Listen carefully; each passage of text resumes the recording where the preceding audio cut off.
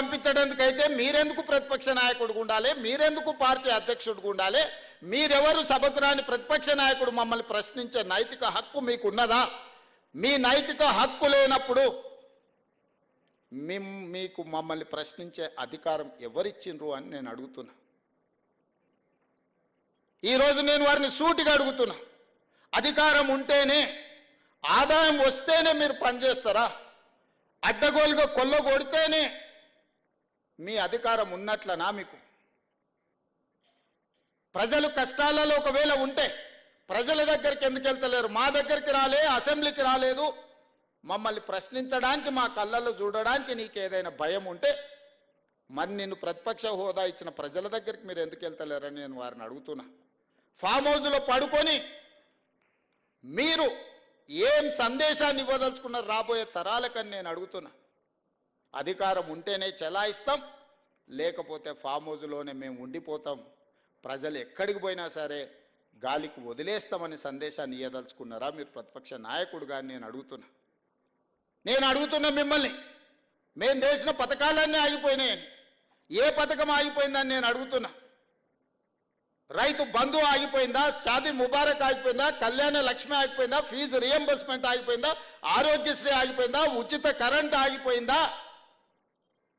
ఈ రాష్ట్రంలో ప్రజా పాలన ఎక్కడైనా ఆగిందా అని నేను అడుగుతున్నా.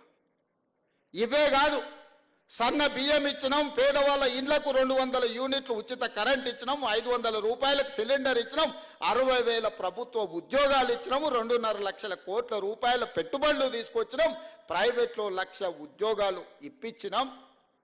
ఈరోజు హైదరాబాదు నగరాన్ని విస్తరించడానికి అవసరమైన అభివృద్ధి కార్యక్రమాలను చేపడుతున్నాం. మా ఆడబిడ్డలకు ఆర్టీసీ బస్సులో ఉచితంగా ప్రయాణం రాష్ట్రంలో నలుమూలల అమ్మగారింటికి వెళ్ళినా, అమ్మవారిని దర్శించుకోవాలన్నా అనా పైసా ఖర్చు లేకుండా ఇయ్యాల మా ఆడబిడ్డలు ధైర్యంగా ఆర్టీసీ బస్సు ఎక్కగలుగుతుండ్రు అని అంటే 5,000 కోట్ల రూపాయలు రాష్ట్ర ప్రభుత్వం, మంత్రివర్యులు ఇక్కడనే ఉన్నారు, పొన్నం ప్రభాకర్ గారు, బట్టి విక్రమార్క గారు, ఆయన డబ్బులు ఇచ్చిండు, ఈయన డబ్బులు తీసుకున్నాడు. 5,000 కోట్ల రూపాయలు 15 నెలల కార్పొరేషన్ మేము చెల్లించినాం.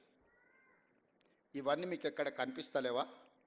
కనిపించకపోయే అవకాశం ఉంది. ఎందుకంటే మీరు సభకే రారు కదా, మీరు సమస్యల గురించి తెలుసుకోరు కదా, సంక్షేమం గురించి మీకు అర్థమే కాదు కదా, మీకు తెలియకపోవడానికి అవకాశం తెలుసుకోవడానికి అవకాశం లేదనేది నేను సంపూర్ణంగా నమ్ముతున్నా. మీరు ఏ మత్తులో జోగుతున్నారో అది మీకే తెలవాలి, నేను అనదలుచుకోలేదు. మరి ఏ బాధ్యత లేని మీరు మమ్మల్ని కడుపు నిండా విషం పెట్టుకొని విద్వేషపూరితమైన ప్రసంగం చేయడం ద్వారా ప్రజల మధ్యలో చిచ్చు పెట్టాలనే ప్రయత్నం ఈ తెలంగాణ రాష్ట్రానికి మంచిదా అని నేను అడుగుతున్నా.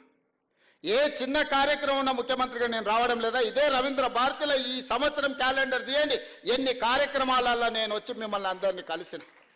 ప్రతిరోజు ఎక్కడికి వెళ్ళిన అత్యంత సామాన్యులను కూడా కలిసి ఎవరు పిలిచినా రేవంత్ అన్న అంటే ఏంది అని వెనక్కి తిరిగిపోయి కలిసి మాట్లాడి వాళ్ళ సమస్యలు తెలుసుకొని పరిష్కరించే ప్రయత్నం చేస్తున్నా కదా. తీయండి, 94 నుంచి 2004 వరకు 10 సంవత్సరాలు తెలుగుదేశం అధికారంలో ఉంది. 2004 నుంచి 2014 వరకు కాంగ్రెస్ పార్టీ రాజశేఖర్ రెడ్డి గారు అధికారంలో ఉన్నారు. 2004 నుంచి దాదాపుగా 2024 వరకు 10 సంవత్సరాలు చంద్రశేఖరరావు అధికారంలో ఉన్నాడు. 2024 నుంచి మేము అధికారంలోకి వచ్చిన ఈరోజు చెప్తున్న మిత్రుల ద్వారా ఫామ్ హౌస్లో ఉన్న పెద్ద ఆయన చెప్తున్న 10 సంవత్సరాలు మేమే పరిపాలన చేస్తాం. 10 సంవత్సరాలు నువ్వు ఫామ్ హౌస్లో ఉంటావు, ఆ తర్వాత శాశ్వతంగా అక్కడనే నీ చరిత్ర సమాధి అయిపోతుంది అని చెప్పి నేను స్పష్టంగా చెప్పదలుచుకున్నా.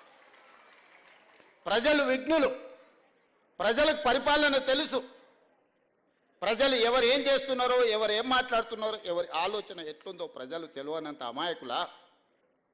కొట్లాడి తెచ్చుకున్న తెలంగాణ కోతుల గుంపు కప్పజెప్పినట్టయింది మొదటి 10 సంవత్సరాలు. తాను చెడ్డ కోతి వనమల్ల జడిచే అని నీ కుటుంబం మొత్తం కలిసి ఈ తెలంగాణ మీద పడి దోసుక తిన్న మాట వాస్తవం కాదా? అందుకే ఈరోజు సూటిగా వారికి విజ్ఞప్తి చేస్తున్నా. కాళేశ్వరం మీద చర్చ చేద్దామా? ఉచిత బస్సు ఆడబిడ్డలకు ఇచ్చిన దాని మీద చర్చ చేద్దామా? రైతు రుణమాఫీ మీద చర్చ చేద్దామా? రైతు బంధు మీద చర్చ చేద్దామా? తెలంగాణ ఉద్యమంలో చురుకైన పాత్ర పోషించిన విద్యార్థులు, ఉద్యమకారులు, నిరుద్యోగ యువకుల గురించి మేము ఇచ్చిన 60,000 ఉద్యోగాల మీద శాసనసభలో చర్చ చేద్దామా? లేదా 30 సంవత్సరాల నుంచి ఎంతో మంది ప్రాణాలు వదులుకొని సాధించుకు